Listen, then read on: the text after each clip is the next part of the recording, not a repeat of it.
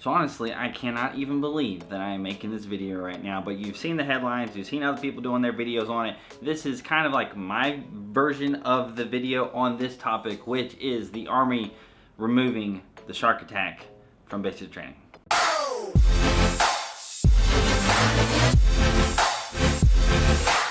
So admittedly, I have tried to record this video multiple times now, and I've kind of settled on breaking it up into two different videos. So my second video is going to be talking about the first 100 yards that is going to be essentially replacing the new shark attack. And the reason that I've kind of struggled making this video is just because there is just so much stuff to unpack. There is just so many reasons, in my opinion, number one, why I think that this is stupid. This is the wrong decision to do.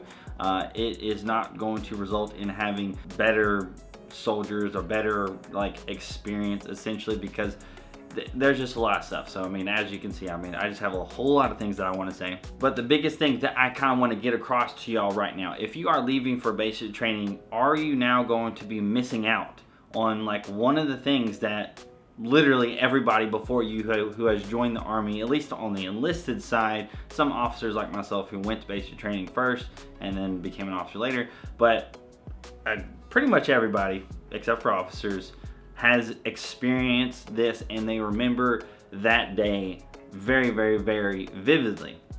So are you kind of really missing out on something kind of important to the culture of the Army as a whole? So the first thing that I do want to mention before I kind of get into that a little bit is what is the shark attack in general, why it was established, all that stuff. So if you haven't really actually looked into the history of this, it's one of the reasons why this sergeant major kind of thought that this was a great, awesome idea to remove it, is because the shark attack, effectively was implemented during the draft days back in Vietnam, whenever you had people joining the Army who didn't necessarily want to join the Army. They were voluntold to join the Army. And so the shark attack was like that mental switch, that holy crap, I'm here, I'm in the military moment, to the civilians, to show those civilians that, hey, you're in the Army now.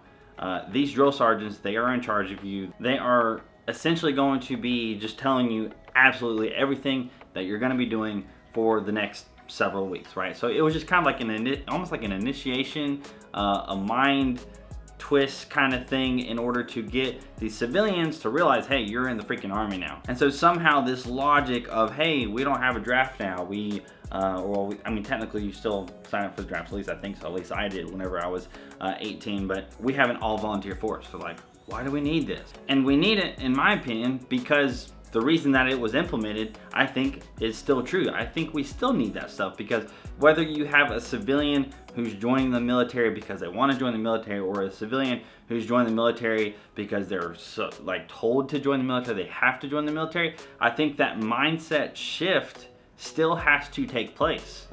And the shark attack, the first day of basic training, is what is going to do that. The new thing that they're implementing, and I'll talk about that in the next video, I'm pretty much 100% sure that it is not going to be doing or having the same effect that the shark attack is going to have, because essentially what happens is you go to basic training, you're a civilian. You get there, you're at reception, the drill sergeants are kind of, nice or whatever. Well, they're not necessarily nice at reception. They're just not yelling at you in your face and all that stuff like they do actually at basic training. They're not smoking you all the time, making you a bunch of physical exercise at reception, and it's just boring. You get there, you're still technically in. Your time of service date has already started. You're going, kind of doing all this stuff. You're in formations. You're reciting the Army song, the Soldier's Creed, all the different things that you're supposed to memorize. But it's a heck of a lot different than the first day of actual basic training, okay? I've done several videos on it. Day one of basic training is super duper important. It's what a lot of people look forward to. It's what a lot of people dread, but it's also what everybody remembers at the same time. When you remove that, when you go from, hey, we are civilians, now we're going to this reception thing, it's not too bad, yeah, it kind of sucks that we're kind of doing this right now, and then you go to basic training, normally there's a mental shift that takes place. It's that holy crap moment. I'm in the Army now. This is it. Before you actually get to basic training, from reception to basic training, there's a period right there or the drill sergeants are gonna be like, hey, if you wanna leave, this is your chance to go, right? You get to basic training, it's like, holy crap, there's no turning back now.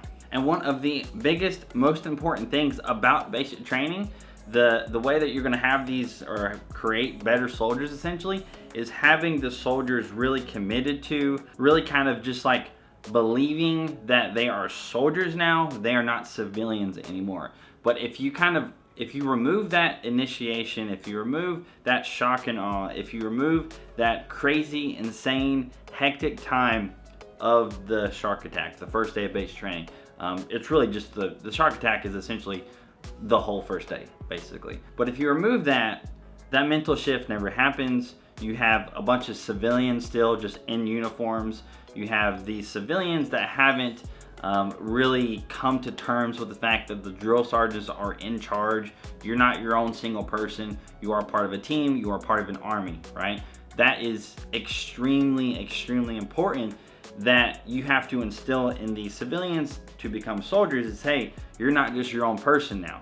You have other people that are literally gonna trust their life to you. There's other people that are gonna rely on you. There's you have to rely on other people. So now we are gonna be having a whole new set of soldiers coming through basic training, not having that mental shift, not being essentially fully committed, fully engulfed or saturated in this basic training environment, because it's just gonna feel a whole lot more relaxed. It's gonna feel a lot more like the civilian world, which, like I've said, basic training and the civilian world, they're completely different worlds. They're not the same. One of the things that annoys me so much about civilians talking about the military is like they think that the military is supposed to be like the regular civilian world, which is not. It's the military. Like, it's a completely different beast, right? So when you don't have that clear-cut line, it blurs the lines. And you don't have these people committed. You're gonna go to basic training. You're not gonna feel that change. You're not going to feel like, holy crap, I'm at basic training now. Holy crap, I am a soldier now. Holy crap, I'm a part of a team. I just feel, my personal opinion, that mental shift isn't going to take place. And then therefore, it is gonna be more difficult for these drill sergeants to train these future soldiers, trainees, whatever you want to call them. It's gonna be more difficult for the drill sergeants themselves, because the civilian soldiers, the trainees, they're not gonna be as committed, they're not gonna be as scared, because drill sergeants, like, you shouldn't be leading with fear and all this stuff, but drill sergeants, there should be somewhat of a fear aspect kind of to it, I think, at least my personal opinion. But like I said, you're gonna have a whole new wave of soldiers never had this mental shift. Then they're gonna get out and they're gonna be missing out, in my opinion, on something pretty vital to the Army as a whole. Some of, like I said, camaraderie, super important in the military. Basic training is like, the difficulty of basic training is kind of something that brings the Army together as a whole, even across generations. So people who were in the military before and they've retired, you know, you join the military now, you get out of basic training, whatever, and you kind of talk to them, you know, even though they joined 20 years ago, even though they joined 30 years ago, you have that thing in common. And this is kind of like another separation of that, kind of like breaking down at the camaraderie in the Army, because embracing the suck is kind of what the military does. It's kind of like the military mindset in a sense. Like, it's not supposed to be easy. It's not supposed to be stress-free. It's not supposed to be a walk in the park. It's supposed to be difficult. It's supposed to be mentally challenging. It's supposed to be physically challenging. It's supposed to be like that. When you're an enlisted soldier, you're supposed to be getting smoked by NCOs whenever you mess up. You're supposed to be doing that stuff. But removing it removes all that. So I could go on and on and on and on, and I will in the second video that I'm literally about to record right now. So if you haven't seen it yet, then check it out. I'm probably gonna upload it like the next day or two or something like that. But that is gonna be it for this video.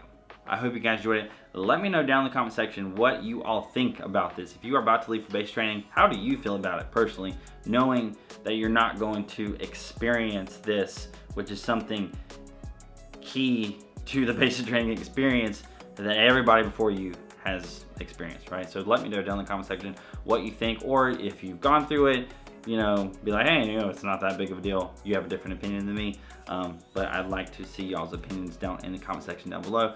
Hit the like button if you enjoyed this video. Hit the subscribe button if you want to check out some more of my videos. Follow me on Instagram and Snapchat if you haven't already. Hope you guys have an amazing freaking day. I'll see y'all later.